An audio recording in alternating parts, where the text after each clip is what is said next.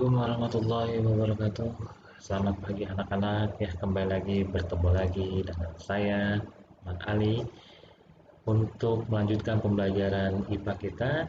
Kalau sebelumnya kita sudah membahas tentang sistem reproduksi pada manusia, kali ini kita akan membahas tentang perkembangbiakan atau reproduksi pada tumbuhan, yaitu bab 2 kelas 9 semester 1.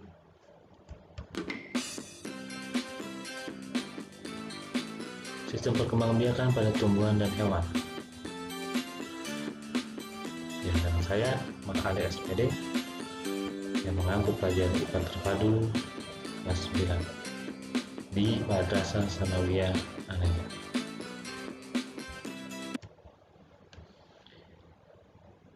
Untuk pembahasan kali ini ada 3 indikator. Yang pertama itu menyebutkan organ reproduksi yang terdapat pada tumbuhan dan fungsi. Yang kedua, membedakan proses reproduksi pada tumbuhan secara generatif dan vegetatif.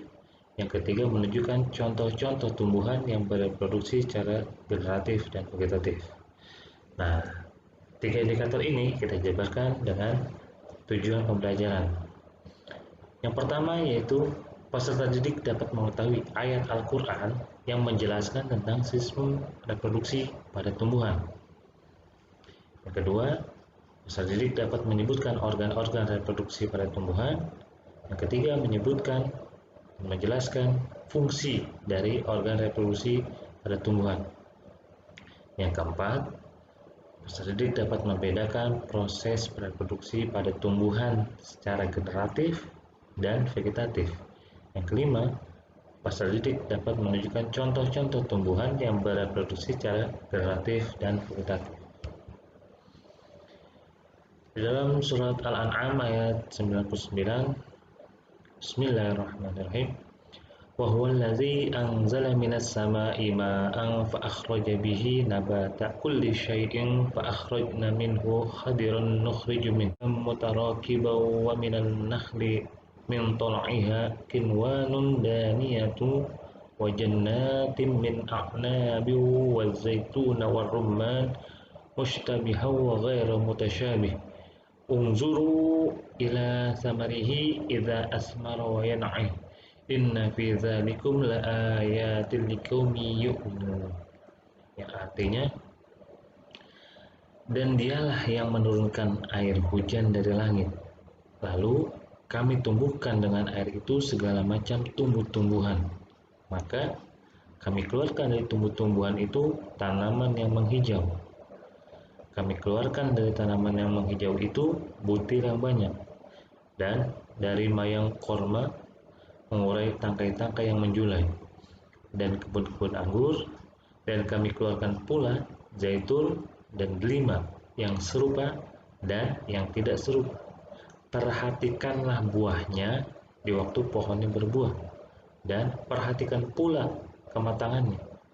Sesungguhnya pada yang demikian itu ada tanda-tanda kekuasaan Allah bagi orang-orang yang beriman. Quran Surah Al-An'am ayat 99. Semoga kita termasuk kategori orang yang beriman karena kita akan mempelajari tentang tumbuhan, tentang cara reproduksinya tumbuhan.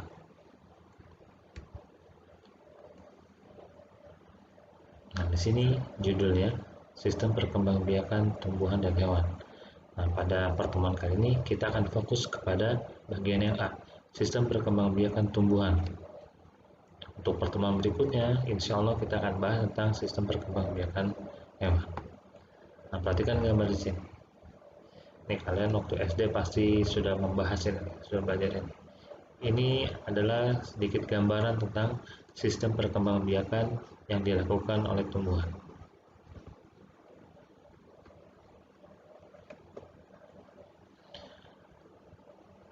Pada kesempatan kali ini kita akan membahas 4 poin. Yang pertama yaitu perkembangbiakan pada tumbuhan Angiospermae. Yang kedua, perkembangbiakan pada tumbuhan Gymnospermae.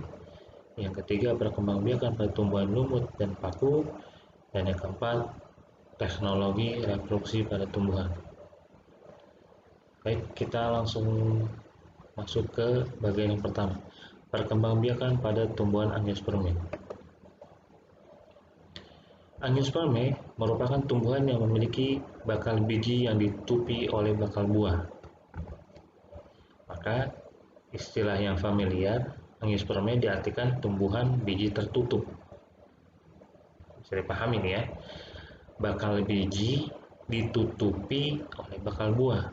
Ingat-ingat coba, buah apa yang bijinya diselimuti oleh daging buah? Kebayang? Mangga. Buah mangga, kalau kalian mau makan mangga, pasti kalian kupas dulu bagian kulitnya. Kemudian di bagian dalamnya itu ada daging buah. Nah, kalau daging buahnya sudah dikupas, habis itu ada namanya biji. Nah, sini tumbuhan biji tertutup. Maka si mangga ini termasuk dalam kategori angiospermae karena bijinya tertutupi oleh daging buah. Nah, angiospermae dibedakan menjadi dua kelas, yaitu monokotil dan dikotil.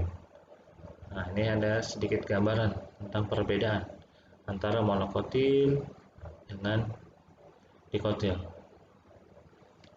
Mono artinya satu, berarti memiliki keping biji satu. Di artinya dua, berarti memiliki keping biji dua. Dari akar, untuk monokotil akarnya serabut. Jatuh. Jadi kalau serabut itu ini bercabang-cabang. Kalau tunggang dari satu baru bercabang. Selanjutnya, pada bagian batang, ini tata letak jaringan phloem dan xilem. Ini pada tanaman monokotil tidak teratur. Perhatikan letaknya di mana-mana. Sedangkan pada tumbuhan dikotil, ini teratur, tertata rapi antara xilem yang di bagian dalamnya, kemudian phloem di bagian luarnya. Ini contoh gambaran perbedaan berikutnya. Kita tidak fokus di sini ya. Kita fokuskan di sini. Angiospermae melakukan perkembangbiakan dengan cara vegetatif, tanpa kawin atau aseksual, dan secara generatif, kawin atau seksual. Nah, vegetatif dibedakan menjadi dua, ada vegetatif alami, ada vegetatif buatan. Oke, kita akan masuk ke dalam vegetatif alami. Kita lihat vegetatif alami. Caranya yang pertama yaitu rizom atau rizoma. Ini sejenis jahe-jahean masuk ke sini. Kemudian stolon. Perhatikan. Kemudian umbi lapis. Umbi-umbian tapi yang berlapis. Ini contoh bawang. Kemudian umbi batang. Ini kentang. Ini kalau dipisahkan, ini akan jadi individu baru. Kalau kalian di rumah ada kentang, ya silahkan dicoba. Kalian pisahkan bagian tunasnya ini, kemudian kalian tanam. Insya Allah akan jadi individu baru. Kemudian tunas. Ini gambar dari bambu. Biasanya tunas ini muncul pada tanaman yang sudah tua usianya. Selanjutnya ada tunas adventif. Tunas adventif ini terjadi pada tanaman cocor bebek, adanya di bagian daun.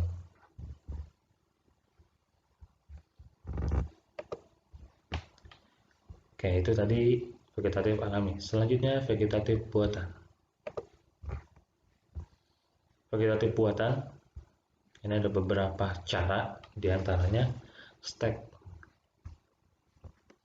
Stek ini ada bagian, contoh ini tanaman singkong, di bagian batangnya dipotong kemudian ditancapkan ke tanah. Kemudian Cara yang kedua itu merunduk. Ada bagian cabang yang menempel pada bagian tanah. Kemudian dia akan timbul akar atau muncul akar di sini menjadi individu baru. Selanjutnya cangkok. Ini ada beberapa tahapan ya, berdasarkan gambar. Perhatikan, kalian harus mengelupas dulu bagian lapisan kulit pada batang. Kemudian kalau sudah bersih, kalian bungkus dengan tanah. Ini nanti akan dibungkus lagi dengan, kalau di sini pakai plastik atau bisa yang lainnya. Kalau sudah terlihat akarnya baru dipindahkan. Kemudian ada cara menyambung dan menempel. Ini kalian bisa cek di LKS kalian ya. Ini mirip tapi berbeda. Selanjutnya, perkembangbiakan dengan cara generatif atau dengan cara kawin. Perkembangbiakan generatif merupakan perkembangbiakan yang terjadi melalui pertemuan antara gamet jantan dan gamet betina. Nah, di sini perhatikan alat reproduksinya. Ada putik yang merupakan alat kelamin betina. Nih, putik. Ada kepalanya, ada tangkainya, ada bakal buah. Nah, bakal buah ini bagian dalamnya ada bakal biji. Ya, ini satu paket nih, putik. Yang kedua, benang sari. Ini merupakan alat kelamin jantan. Nah, di sini ini jumlahnya lebih banyak ya dibandingkan putik. Benang sari terdiri dari kepala sari dan tangkai sari. Nah, proses penyerbukan ini terjadi antara si kepala ini nih, kepala putik dengan kepala sari. Oke, bagian yang ketiga itu mahkota yang merupakan aksesoris. Ini kalau kita lihat bunga warnanya macam-macam. Nah, ini yang diperlihatkan atau yang ditunjukkan oleh bunga ini adalah mahkotanya. Ini juga kadang yang menjadi faktor serangga datang ke bunga tersebut. Kalau warnanya cerah, serangga akan tertarik. Selanjutnya ada kelopak. Ini bagian bawah ya. Kelopak ini adalah pelindung bunga ketika bunga tersebut masih kecil atau belum mekar. Selanjutnya ada bagian tangkai, bagian bawah. Ini penghubung antara bunga dengan batang tanaman. Di sini ada mekanisme pembuahan. Diperhatikan. Terjadi fertilisasi. Ingat ya, fertilisasi ini adalah pembuahan antara sel jantan dengan sel betina. Ini terjadi pembuahan. Nah, di sini nanti hasil pembuahannya akan berkembang nih. Jadi calon tumbuhan baru. Biasanya ada di bagian biji. Nah, biji ini kalau dia terdapat pada media tanam yang memungkinkan untuk tumbuh, maka dia akan tumbuh. Kalau memang tidak memungkinkan, maka dia akan bertahan dalam keadaan biji atau istilah dormansi. Oke, kita lanjutkan. Ada macam-macam penyerbukan berdasarkan asalnya. Perhatikan nih. Tadi ingat ya, penyerbukan terjadi antara putik dengan benang sari. Ada penyerbukan sendiri, ya. Tidak ada kaitan dengan bunga yang lain. Dalam satu bunga terdiri dari kepala putik dan benang sari. Dan penyerbukan itu terjadi pada kepala putik dan benang sari yang ada pada bunga tersebut.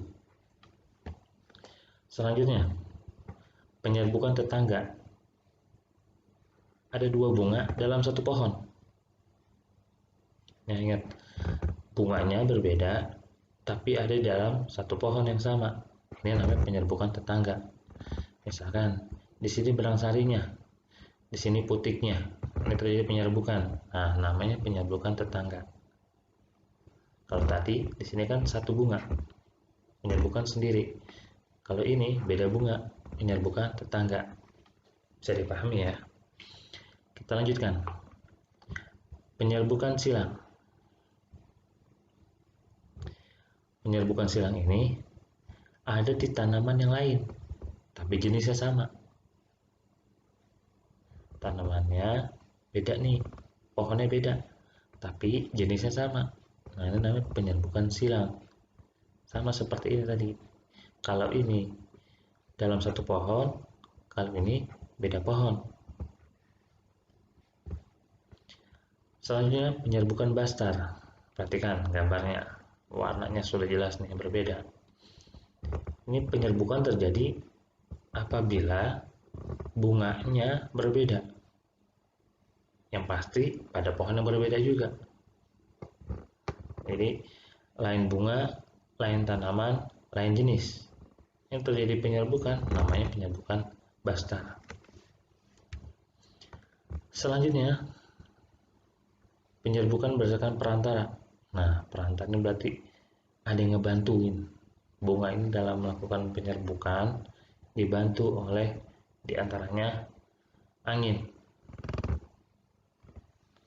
Kemudian penyerbukan dibantu oleh serangga, atau penyerbukan dibantu oleh air. Selanjutnya penyerbukan dibantu oleh manusia. Ada istilah-istilahnya nih, bisa kalian cek sendiri ya di AKS. Nah, selanjutnya penyebaran biji. Penyebaran biji ini bisa dilakukan oleh bantuan hewan. Yang pertama yaitu entomokori, serangga. Nah, ini termasuk serangga. Lebah, kupu-kupu itu termasuk dalam kategori serangga. Yang kedua, chiropterocori, kelelawar. Dia walaupun termasuk dalam kategori mamalia, tapi dia khusus. Yang ketiga, ornithocori, burung. Yang keempat, mammocori, mamalia. Jadi yang dimaksud dengan penyebaran biji, ya kayak kita nih manusia, termasuk dalam kategori mamalia. Kita kalau setelah memakan buah yang ada bijinya, kemudian bijinya kita buang, itu salah satu dalam penyebaran. Buangnya ke tanah.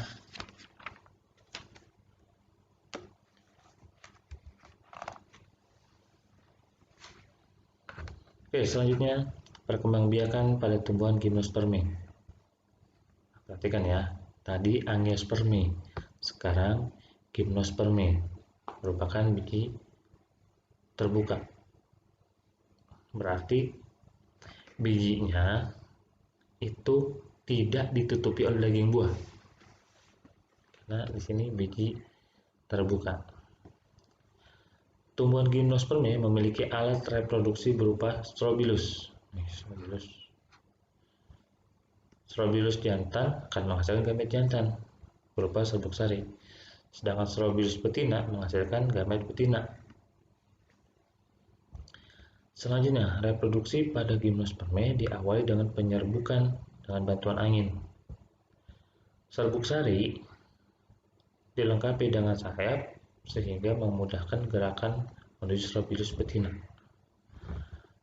Pada bakal biji atau megaspora terdapat struktur liang biji, mikrofil, dan kantong sari yang mengganti fungsi bunga sebagai organ reproduksi. Nah, selanjutnya metagenesis tumbuhan gimnospermi. Tumbuhan gimnospermi ini ada dua ya, ada yang jantan, ada yang betina.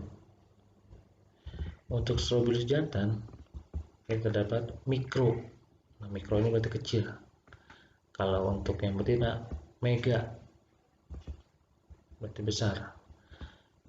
Mikrosporangium ini akan menghasilkan sel induk mikrospora, yang nantinya dari sel induk tersebut akan menghasilkan mikrospora. Jadi akan terbentuk gametofit jantan berupa serbuk sari. Kemudian kalau untuk yang betina Jadi sel induknya akan menghasilkan megaspora, kemudian gametofit betinanya akan menghasilkan sel telur, yang nantinya sel telur ini akan terjadi pembuahan atau fertilisasi oleh spermatozoid atau sperma yang akan membentuk namanya zigot. Zigot ini nanti akan berkembang menjadi embrio, embrio berubah menjadi biji, nah biji ini menjadi tumbuhan gimnosperme yang nanti akan kembali lagi prosesnya.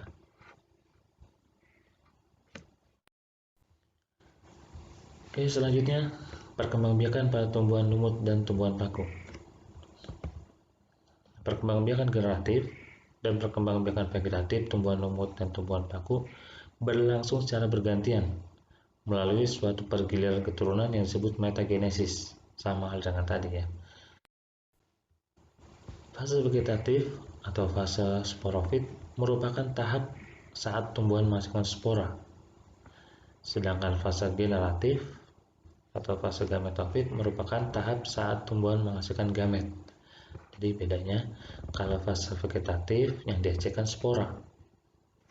Ingat, vegetatif berarti aseksual, tidak kawin. Kalau fase generatif berarti seksual, artinya kawin, maka akan dibentuk yang namanya gamet.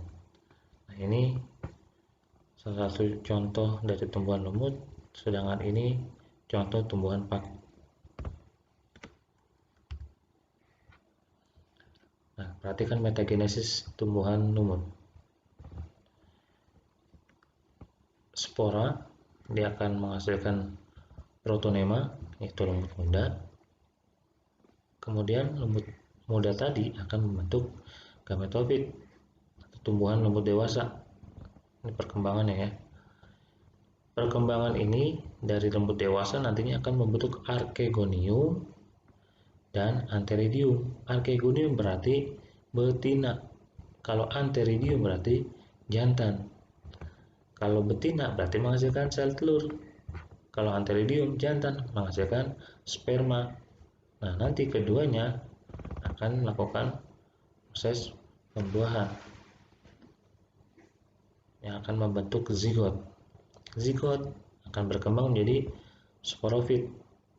Sporofit ini akan membentuk sporangium yang akan menghasilkan spora. Ini contoh dari lumut, yaitu Marchantia polymorpha. Nah, kita lanjut ke metagenesis tumbuhan paku.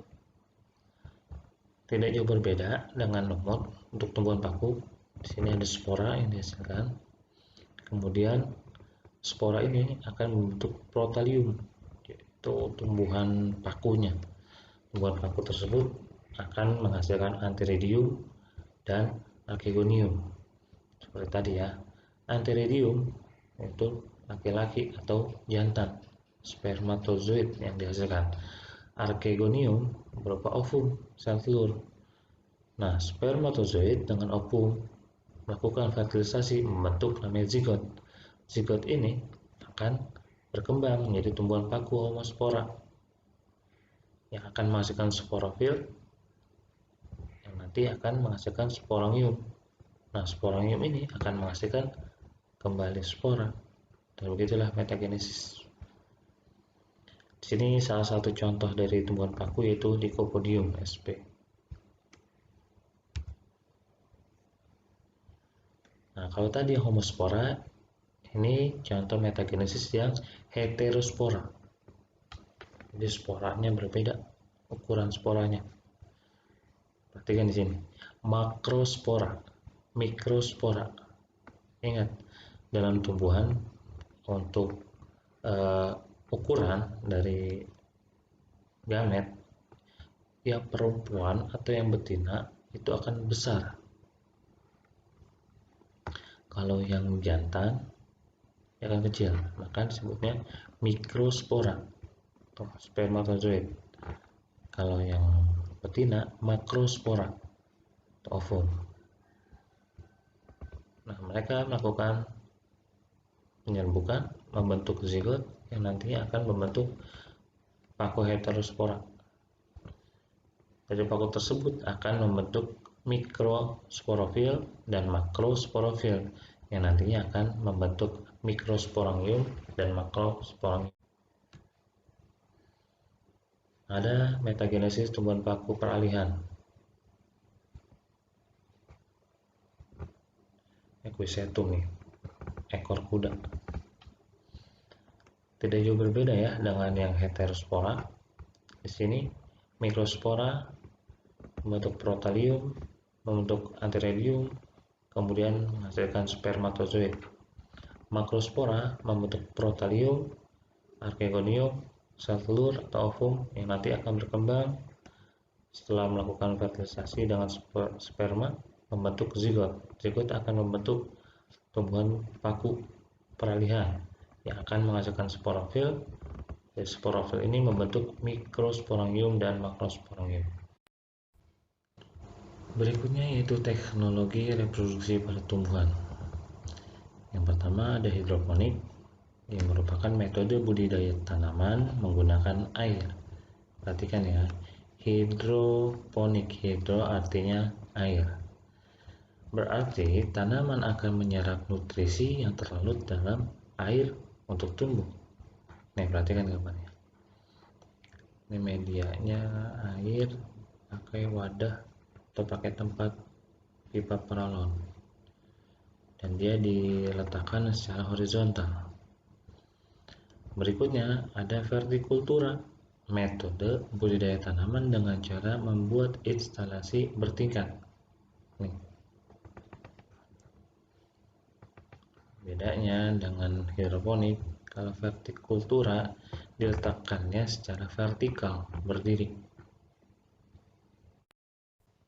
Berikutnya kultur jaringan, proses perbanyakan tanaman dengan memanfaatkan bagian tumbuhan untuk ditumbuhkan dalam media steril yang mengandung nutrisi. Perhatikan ya gambarnya. Nah, kalian kalau pernah melihat anggrek di dalam botol, ini salah satu cara budidaya kultur jaringan. Nah, saya simpulkan ya untuk materi pembelajaran kita hari ini. Yang pertama, tumbuhan angiospermae atau tumbuhan biji tertutup dibedakan menjadi dua kelas, yaitu monokotil dan dikotil. Tumbuhan angiospermae ini melakukan perkembangbiakan secara vegetatif, baik yang alami maupun buatan, dan secara generatif. Tumbuhan gimnospermae, biji terbuka, bereproduksi secara vegetatif dengan tunas dan secara generatif dengan strobilus. Tumbuhan lumut dan paku bereproduksi dengan cara metagenesis. Yang terakhir yaitu teknologi reproduksi tumbuhan, diantaranya hidroponik, vertikultura, kultur jaringan. Ya, untuk pembelajaran ini saya cukupkan. Mohon maaf apabila ada kekurangan atau kesalahan. Kalian kalau ingin bertanya, silakan japri ke nomor pribadi saya. Baca doa kafaratul majlis. Subhanakallahumma wa bihamdika asyhadu an la ilaha illa anta astaghfiruka wa atubu ilaik. Assalamualaikum warahmatullahi wabarakatuh.